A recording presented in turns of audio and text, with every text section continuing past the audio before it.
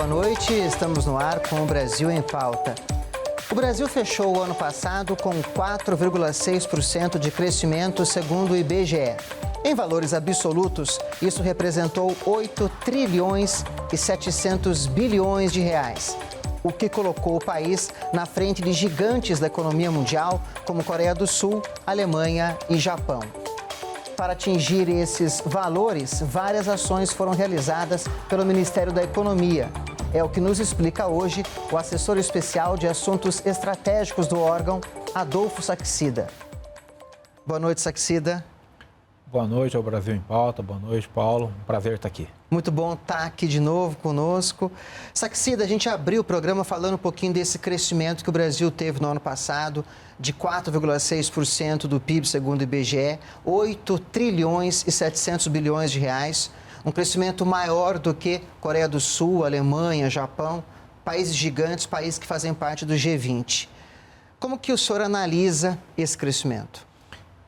Foi uma grande vitória de política econômica. Em 2020, no auge da pandemia, diziam que o Brasil ia cair mais de 6% do PIB. O FMI disse que o Brasil ia cair mais de 9% do PIB. Nós caímos 3,9%. O ministro Paulo Guedes disse que voltaríamos em V. Nós fomos criticados que o V era de virtual. O ano passado, crescemos 4,6% e mostramos que crescemos em V. Nesse ano, muita gente dizendo que o PIB ia crescer negativo. O ministro Paulo Guedes sempre dizendo, vão passar o ano revendo o crescimento do Brasil para cima e o crescimento do resto do mundo para baixo. Pois bem, recentemente o FMI acaba de rever a projeção de crescimento do mundo para baixo e do Brasil para cima. Então, nós seguimos dando a resposta dentro de campo. É uma política econômica centrada em consolidação fiscal e reformas pró-mercado. Vamos em frente. Nesse ano, a previsão é de crescimento de 1,5% do PIB, é isso? A previsão da Secretaria de Política Econômica é 1,5%. O mercado está prevendo 0,3%. Mas não tem problema não. Já teve mais baixo. Já o mercado vai estar em 0,5%, depois vai estar em 0,7%, depois em 1%. Tinha uma instituição financeira que estava dizendo que o Brasil ia cair 0,5%. Já reviu para crescimento de 1%. Passo a passo, vai todo mundo rever para cima, por um motivo simples. Nós tomamos as medidas de política econômica corretas. O nosso lado fiscal está consolidado. Nós vamos ser o primeiro governo nos últimos 20 anos que termina seu ciclo de 4 anos gastando menos em relação ao PIB do que quando assumiu.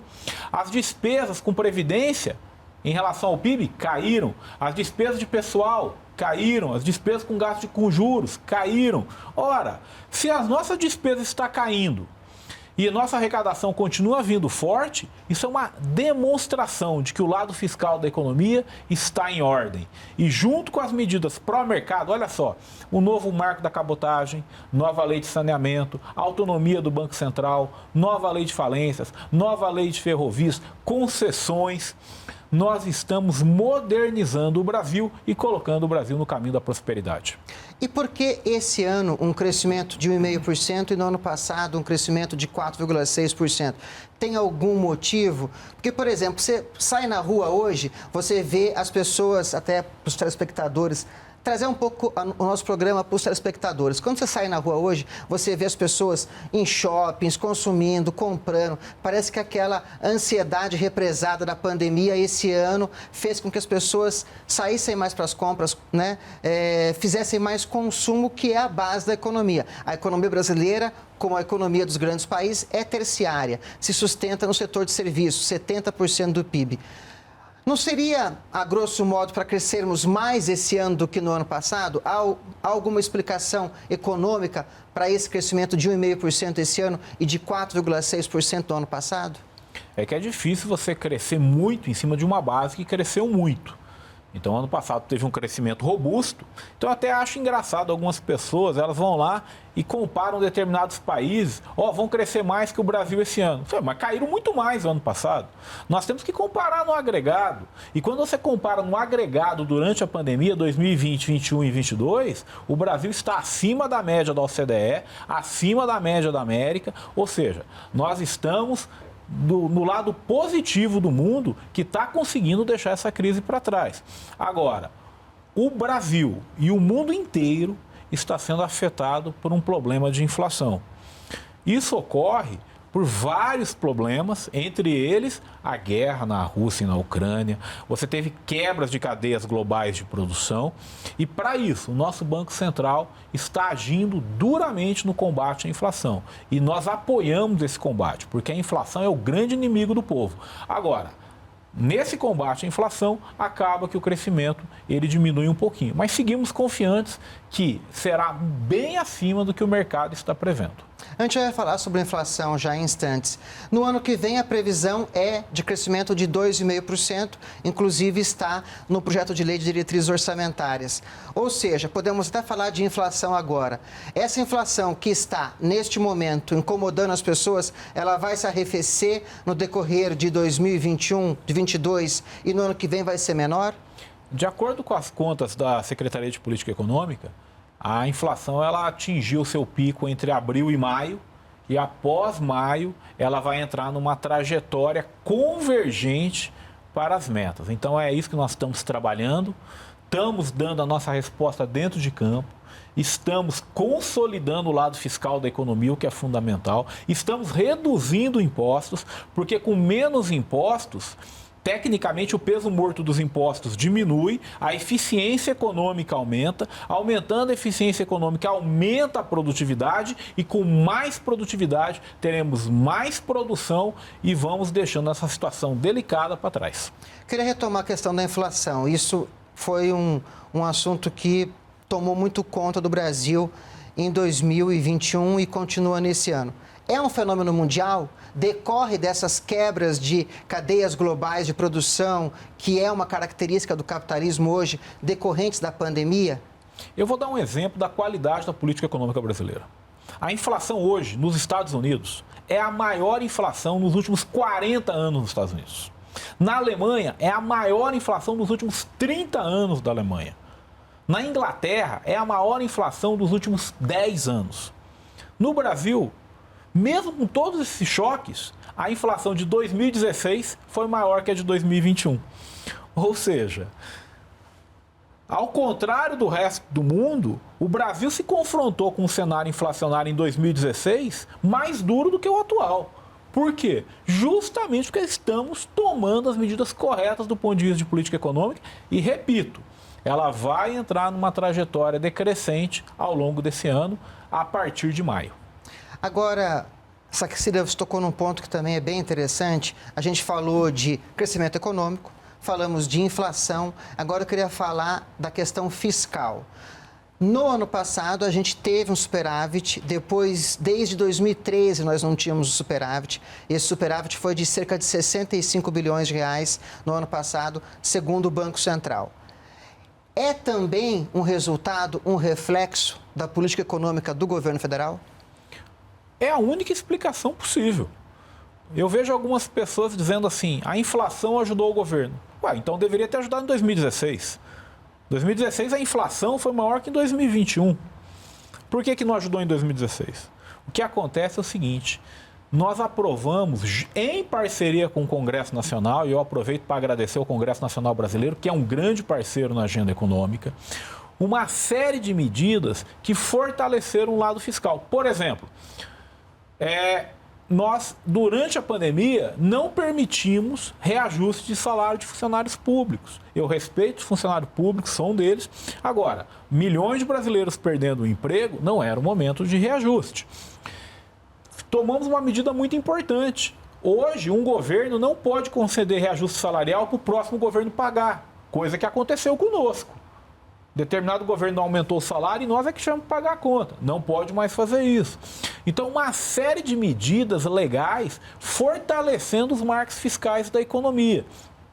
Com o fortalecimento dos marcos fiscais da economia, nós tivemos a redução do déficit primário, que se virou um superávit primário. Um saldo positivo. Saldo positivo, obrigado, ao final do ano passado. É claro que a situação fiscal ainda inspira cuidados. Mas passo a passo e com a graça de Deus estamos endereçando. Não adianta você achar que você vai resolver todos os problemas do Brasil com uma única medida. Não é assim que funciona. É um conjunto de medidas grandes. Por exemplo, hoje existem menos funcionários públicos civis do que existiam há 10 anos atrás. Diminuiu em mais de 20 mil funcionários civis, públicos. Por quê? Porque nós estamos fazendo uma verdadeira revolução na digitalização. Na administração federal são 600 mil hoje? É menos de 500 mil já. Menos de 500 mil. Então nós estamos reduzindo o quê? O número de funcionários públicos. De que maneira? Na ativa, né? Na ativa. Claro. Digitalizando serviços públicos. É uma verdadeira revolução na digitalização. É o GovBR. Então, por exemplo, o aposentado que antes tinha que ir numa agência do INSS fazer prova de vida, não precisa mais. Você, pelo celular, consegue fazer prova de vida. Então, uma série grande de serviços públicos hoje está digitalizada e à disposição da população. Diz para mim, quantas vezes você ouve isso na grande imprensa? Nós vamos gastar menos com funcionalismo hoje em relação ao PIB do que gastamos em 2018. Vamos gastar menos com previdência hoje do que gastamos em 2018. Isso não são opiniões, isso são dados muito bem documentados. Agora, Saxida, eu já vou para o segundo bloco, mas vou deixar uma pergunta para você responder no início do segundo bloco, que é a questão da confiança.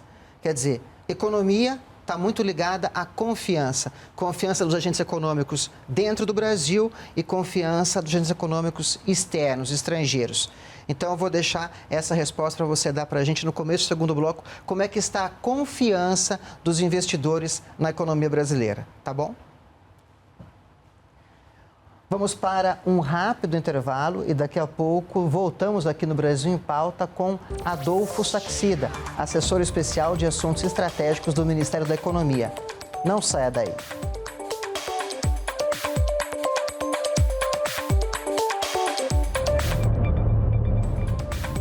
Voltamos com o Brasil em Pauta. O entrevistado é o assessor especial de assuntos estratégicos do Ministério da Economia, Adolfo Saxida. Confiança na economia brasileira. Como que ela está atualmente, Saxida? Confiança não se ganha, se conquista. E nós conquistamos a nossa. E como é que nós conquistamos a nossa? Em 2020, o mercado previu uma queda de 6,6% do PIB. Nós conseguimos trabalhar para que caísse apenas 3,9%. Em 2021, vários analistas diziam que o Brasil não ia crescer nem 1%, cresceu 4,6%. Em 2021, diziam que a relação dívida-PIB ia terminar o ano em 100% do PIB, terminou em 82% do PIB. Então é isso. Nós estamos com dados mostrando a nossa credibilidade e a nossa responsabilidade. Agora, numa economia de mercado, é simples. Se você faz as apostas corretas, você vai receber o bônus. Se faz as apostas erradas, a punição. Quem confiou no nosso governo, em janeiro, investiu na Bolsa, ganhou dinheiro.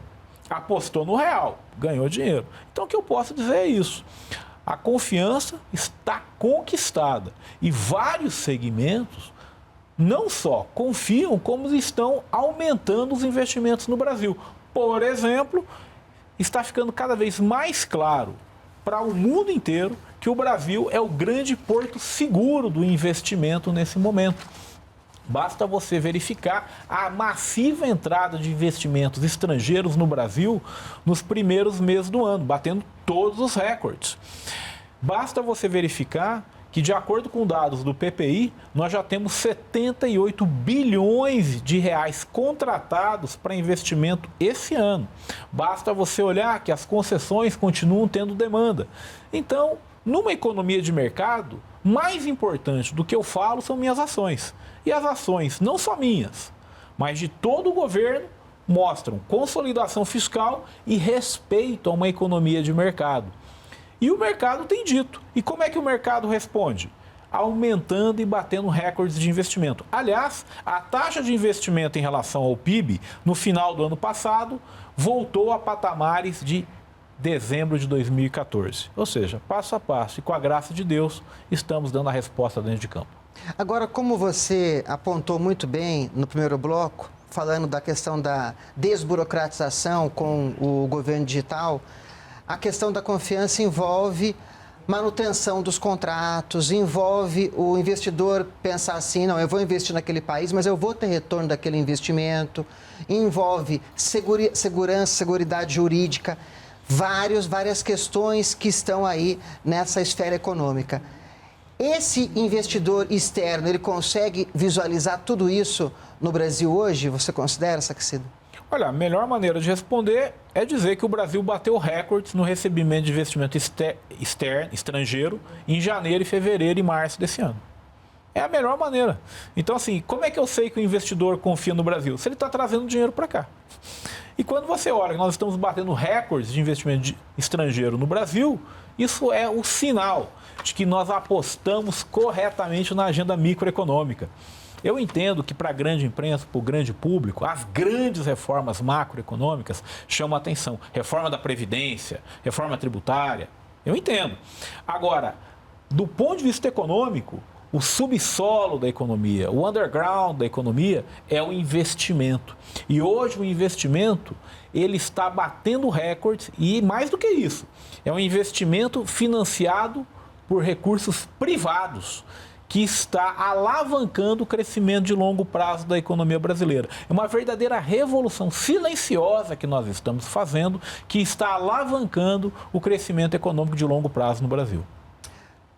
Quando o governo do presidente Jair Bolsonaro chegou ao poder em 2019, em diferentes momentos o ministro da Economia, Paulo Guedes, ele falou sobre a melhoria do ambiente de negócio no país. Tudo isso que o senhor está conversando conosco aqui agora mostra um pouco isso, quer dizer, a melhoria do ambiente de negócios no país, inclusive atraindo investimentos externos para o Brasil. Essa melhoria do ambiente de negócios no país também está pavimentando a adesão do Brasil à OCDE? Não só a OCDE, está pavimentando o caminho do Brasil no caminho da prosperidade. Deixa eu falar de uma única medida, chamada transação tributária. Quantos aqui já ouviram falar disso? Bom, essa pequena medida chamada transação tributária, prevista no Código Tributário Nacional desde 1966 e só implementada em 2019 nesse governo, é responsável pela regularização de 260 bilhões de reais em créditos tributários. Isso quer dizer o seguinte, aquele pequeno empreendedor que tentou uma vez, deu errado e tinha dívida, ele antes dessa medida não conseguia nunca mais empreender. Nós estamos devolvendo ao brasileiro o direito de empreender. Antes, ele tinha uma ideia, levava um mês para abrir uma empresa, hoje leva 3 dias. Antes, o brasileiro queria abrir uma loja menor, sem risco nenhum, precisava de vários alvarás, várias licenças, sem prazo para receber. Tudo isso acabou com a Lei de Liberdade Econômica. Então, o nosso respeito a quem empreende, a quem investe, quem sai para trabalhar, tudo isso está se refletindo em melhor ambiente de negócio. Eu quero ressaltar... Reconhecido em relatórios pelo Banco Mundial. É bom que os telespectadores também saibam isso. Perfeito. O Banco Mundial, uma instituição internacional, produz relatórios anuais e a cada ano mostra que o Brasil está melhorando o ambiente de negócio, principalmente na questão do tempo para se abrir um negócio no país. Não é isso, Saquicida? Perfeito, como eu disse. Se você voltar 10 anos no tempo, levava 3 meses. Há poucos anos atrás era mais de 1 mês para abrir negócio no Brasil. Hoje são 3 dias. Mas é mais do que isso. Foram 7 reduções tributárias permanentes nesse governo. A última delas, a redução de 25% do IPI. Por que isso? Porque com o teto de gastos e com a nossa responsabilidade fiscal, nós estamos fazendo algo inédito no Brasil. Nós estamos fazendo o ajuste fiscal pelo lado gasto. O que os governos passados faziam? Tem que ajustar a economia, taxa mais o trabalhador brasileiro, aumenta os impostos. Não, o que nós estamos fazendo? A arrecadação aumentou de maneira estrutural. Nós pegamos parte desse aumento e estamos devolvendo ao trabalhador brasileiro e fazendo ajuste fiscal como? Reduzindo o gasto público. Como eu disse, reduzimos gasto com pessoal, gasto com previdência, gasto com juros. E repito, é o primeiro governo nos últimos 20 anos que vai terminar seu ciclo de 4 anos gastando menos em relação ao PIB do que quando assumiu. Tudo isso se reflete em facilidade de empreender.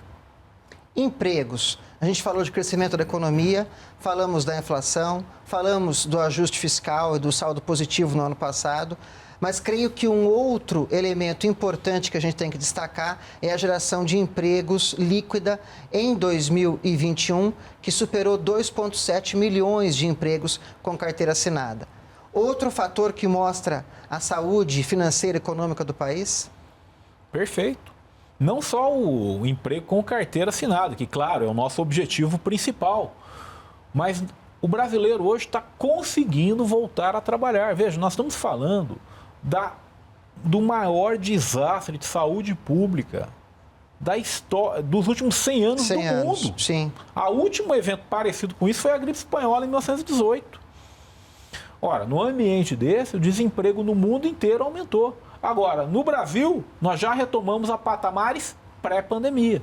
Tudo isso por quê? Porque nós tomamos o conjunto correto de ações econômicas para preservar empregos. Por exemplo, o programa de benefício emergencial, onde o governo ajudava as empresas a manter os trabalhadores trabalhando. Essas medidas, em conjunto com várias outras, os nossos programas de crédito, os nossos programas de assistência, mantiveram a economia funcionando no momento mais crítico da pandemia. Passou a pandemia, nós retiramos esses benefícios, esses artifícios que nós usávamos para manter a economia funcionando, e a economia está continuando a avançar sem benefícios do governo. E aqui é uma diferença importante do Brasil com o resto do mundo. O resto do mundo está começando a aumentar juros agora. Nós já começamos a aumentar juros há um tempo.